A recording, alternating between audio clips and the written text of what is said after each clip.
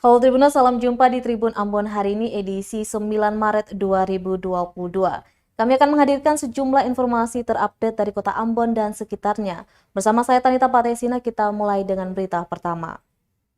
Tiba di Ambon, jenazah Renal Tentua langsung dibawa ke rumah duka di Desa Riang. Jenazah Renal Tegasye Tentua, karyawan PT Pelapa Timur Telematika yang tewas dibunuh kelompok KKB, sudah diserahkan ke pihak keluarganya. Jenazahnya tiba pagi tadi di Bandara Patimura sekitar pukul 6:42 pagi hari. Kapolsek kawasan Bandara Patimura, Ibtu Jance Serhalawan, mengatakan jenazah Renal Tegasye Tentua langsung dibawa ke rumah duka di Desa Riang, Kecamatan Teluk Ambon. Setelah tiba di bandara, lanjutnya jenazahnya diterima pemerintah Kota Ambon, kemudian langsung diserahkan ke keluarganya.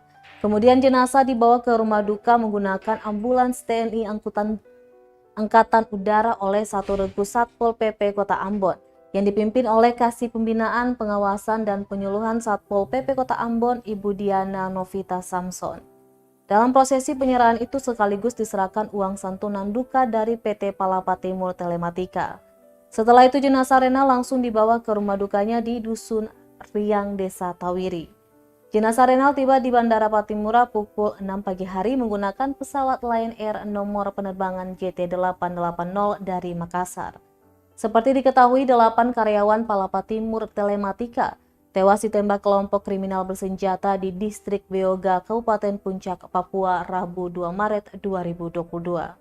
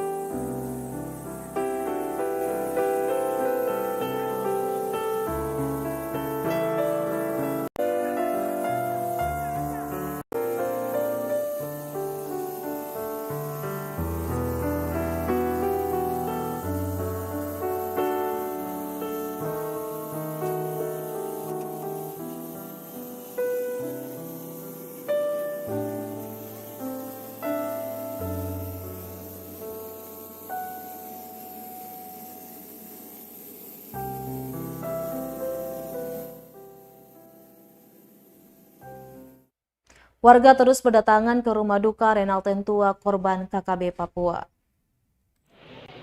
Rumah duka keluarga almarhum Renal Tegasye Tentua, Desa Riang, terus didatangi pelayat Rabu 9 Maret 2022.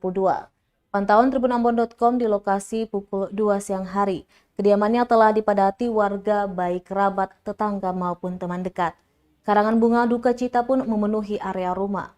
Istri korban Fatima Lukas pun tak beranjak dari samping peti suaminya sembari meneteskan air mata.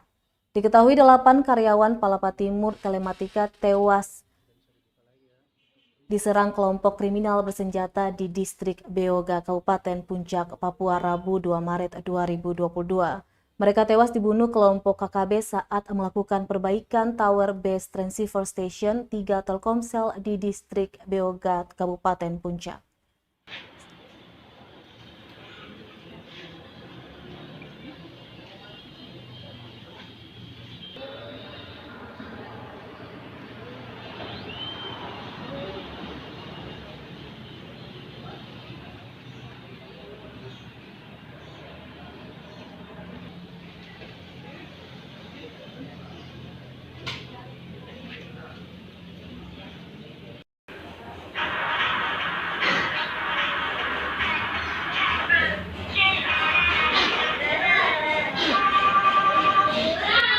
Ada sedikit harapan Bu untuk pelaku-pelaku ini ditangkap dari Ibu.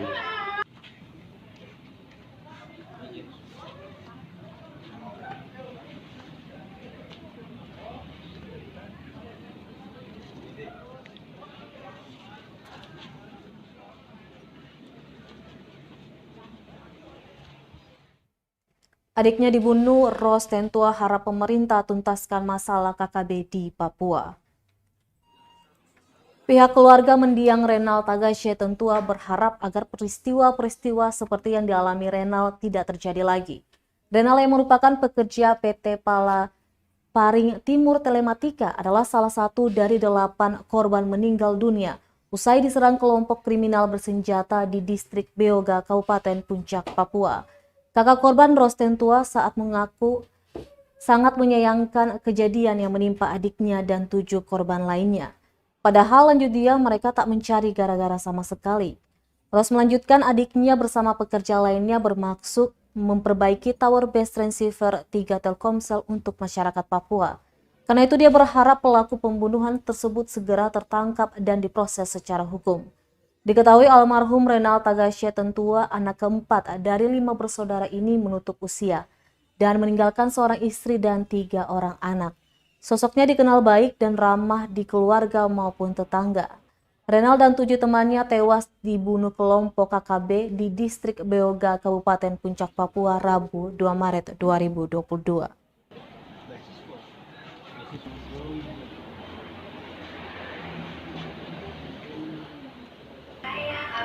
Dia itu tiap hari tidak pernah tidak telepon. Pagi, siang, malam pasti ada telepon. Dia telepon. Kalau tidak telepon di saya, telepon di anak saya. Kalau tidak telepon di anak saya, dia telepon di mama dan papa. Ya. Jadi mama dan papa itu sudah ada punya HP biasa. Tapi dia mau juga, papa dan mama itu punya HP kami kan supaya dia telepon dia papa. Udah 4 tahun ya Bu ya kerja di sana ya? Sudah 5 tahun. Oh 5 tahun. Ya, kurang lebih 5 tahun. Jadi patuh mati. Iya, pelaku-pelakunya harus ditangkap ya secepatnya supaya jangan terulang lagi seperti ini. Kasihan kan? Baru caranya paling sadis. Ya, tidak ada peri kemanusiaan.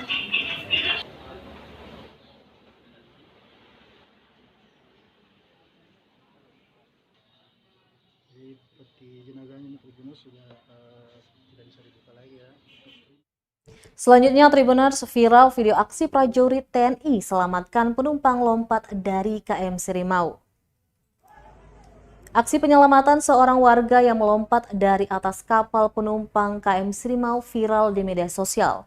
Dalam video tersebut tampak sejumlah anggota TNI tengah menyelamatkan pria yang diketahui bernama Manaf Elwarin. Manaf ditarik dan diapungkan menggunakan pelampung milik kapal. Sementara para penolong hanya berpegangan pada tali yang dilemparkan dari atas kapal. Sayangnya nyawanya tidak tertolong setelah berhasil dievakuasi ke atas kapal. Diketahui kejadian itu terjadi pada Senin 7 Maret 2022, tepat di atas kapal KM Sirimau tujuan Timika, Papua dari pelabuhan Kota Tual. Elwarin sendiri mencoba bunuh diri dengan melompat dari atas kapal. Belum diketahui alasan aksi nekat tersebut. Sementara para penolong berasal dari Kipan Eyonif 734 SNS.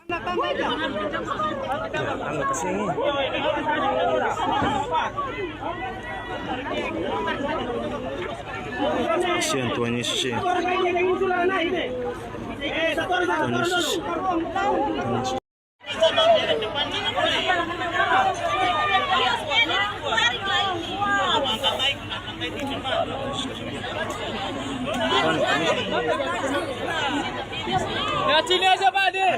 Ada yang lompat dari kapal dibantu oleh tentara 734 Satria.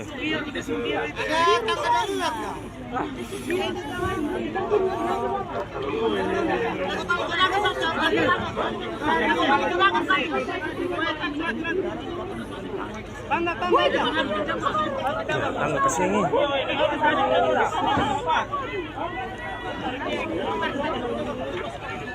Kasihan Tuhan Yesus ya. Tribuners Bandara Patimura Ambon tak lagi terapkan wajib PCR dan antigen bagi pelaku perjalanan dalam negeri. Bandara Patimura Ambon mulai Rabu 9 Maret 2022 menerapkan ketentuan penerbangan bebas PCR dan antigen bagi pelaku perjalanan. Ketentuan tersebut berlaku bagi pelaku perjalanan dalam negeri yang telah melakukan vaksinasi dosis kedua atau ketiga. Kebijakan itu berdasarkan Surat Edaran Satgas COVID-19 nomor 11 tahun 2022 dan Surat Edaran Kementerian Perhubungan nomor 21 tahun 2022. Hal tersebut diungkapkan Legal Compliance and Stakeholder Relation Manager PT Angkasa Pura I Bandara Patimura Ambon Aditya Narendra. Sementara itu, bagi PPDN yang telah mendapatkan vaksinasi dosis pertama harus menunjukkan hasil negatif PCR 3 kali 24 jam atau rapid test antigen 1 kali 24 jam. Sedangkan persyaratan perjalanan bagi anak di bawah usia 6 tahun dapat melakukan perjalanan dengan pendamping perjalanan. Anak di bawah usia itu juga tidak diwajibkan menunjukkan hasil negatif tes PCR maupun antigen. Namun tetap diharuskan menerapkan protokol kesehatan secara ketat. Bagi pelaku perjalanan dengan kondisi khusus atau penyakit komorbid, wajib menunjukkan PCR 3 kali 24 jam atau hasil rapid test antigen 1 kali 24 jam, serta melampirkan surat keterangan dokter dari rumah sakit pemerintah. Dengan aturan baru itu, ia berharap bisa menambah jumlah PPDN yang sempat merosot selama masa pandemi COVID-19.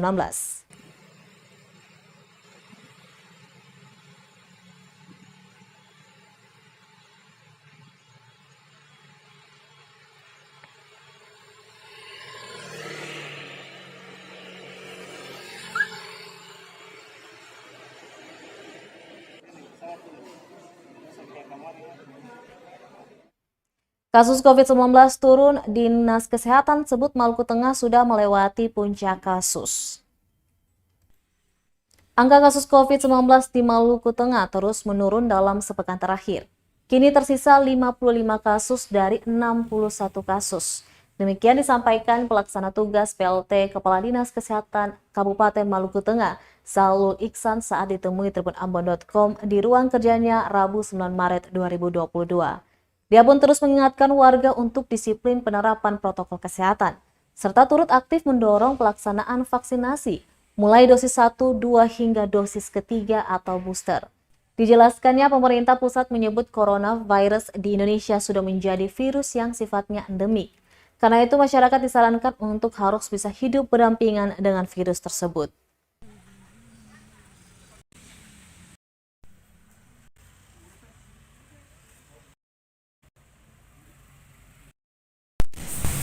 Ya, itu kita bisa mengatakan bahwa Maluku Tengah sudah melewati puncak kasusnya, dan kita harap demikian pandemi secara pelan tapi pasti sudah mulai hilang atau menurun dari Maluku Tengah. Kita harapkan masyarakat untuk terus menjaga protokol kesehatan dan sesuai dengan anjuran Bupati itu tetap meningkatkan cakupan vaksinasi. Karena dengan vaksinasi tersebut kita akan mencapai herd immunity, dan seperti kita tahu juga informasi pemerintah, kita sudah mulai memasuki tahapan endemik. Jadi untuk penyakit corona ini sudah bukan lagi penyakit yang sifatnya bisa menimbulkan KWB, tapi sudah merupakan penyakit yang sifatnya endemik yang selalu ada setiap saat. Jadi kita harus bisa berdampingan dengan corona. Oke.